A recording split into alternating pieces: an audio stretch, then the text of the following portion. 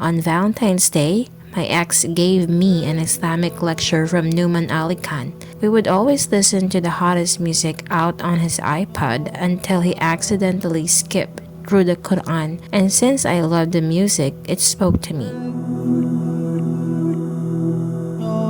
Assalamu alaikum. I will give you the short version because one day I'm going to write a book about this, inshallah. The year Islam came into my life was when I was 19, and I believe I was an upcoming reggaeton singer, rapper, which meant I was in the party scene a lot. I met my ex-boyfriend, Muslim at the time, who was not a fan of me always hanging around the reggaeton crew, so I put the music on pause for a while. I was feeling that I was missing something, and I really thought it was love. Little did I know it was the love of God that I was missing. Don't get me wrong, I grew up in a loving, devout Bolivian Catholic family, even tried Christianity, but the beliefs that didn't click with me as I started realizing I had a choice to choose what to believe, and I just wanted to feel good. There were signs and a gravitational pull to Islam. On Valentine's Day, my ex gave me an Islamic lecture from noumanalikhan. First time in my life I heard something that spoke truth to me. My ex was obviously surprised. We would always listen to the hottest music out on his iPod until he accidentally skipped through the Quran, and since I loved the music, it spoke to me. I admired how he would stop and pray when the adhan came on, no matter where we were. My curiosity was growing. He didn't even seem religious, but it was enough to spark my interest. One day, he picked me from the mall and his dad spotted us. Apparently, dating was a no-no for his dad. He told his dad I was curious about Islam and that he was teaching me. His mom and dad later become my mentors in answering all questions I had about Islam. They invited me for many Ramadan dinners, and I am forever grateful for their hospitality. As I fell in love with the religion, the lust between my ex and I diminished. He was not ready for marriage, and I was just learning about this whole other world. When I heard about the stories of Khadija, Aisha, Mary, etc., I was hooked.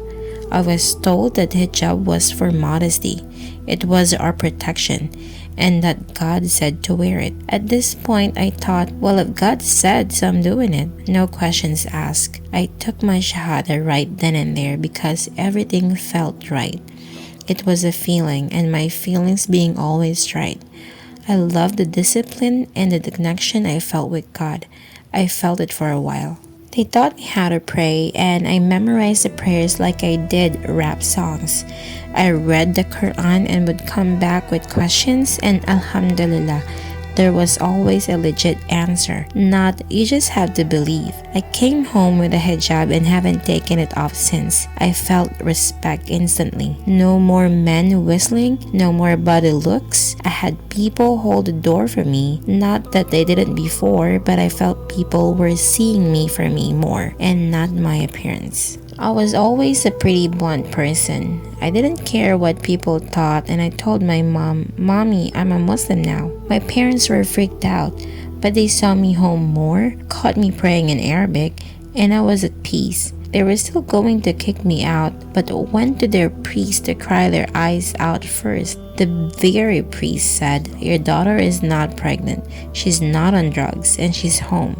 If anything, Islam is the closest religion to Christianity, and they still have the same stories of the Old Testament. They apologized, but we still had countless debates at dinner about religion, but my secret weapon were my mentors. They knew every passage of the Quran about Jesus and Mary. My parents eventually reverted as well, but that's their story to tell. What helped me the most as a revert were my mentors, a support group of sisters, attending the Jummahs and any lecture in the area to stay close with the community. I don't think there is ever a wrong way to come into Islam. You learn right from wrong as you go. No one is perfect. I later learned about Islamic music, which replaced my craving for reggaeton, and that's how I met my husband, at an open mic. We are now upcoming musicians writing music about life. Thanks for reading. Much love.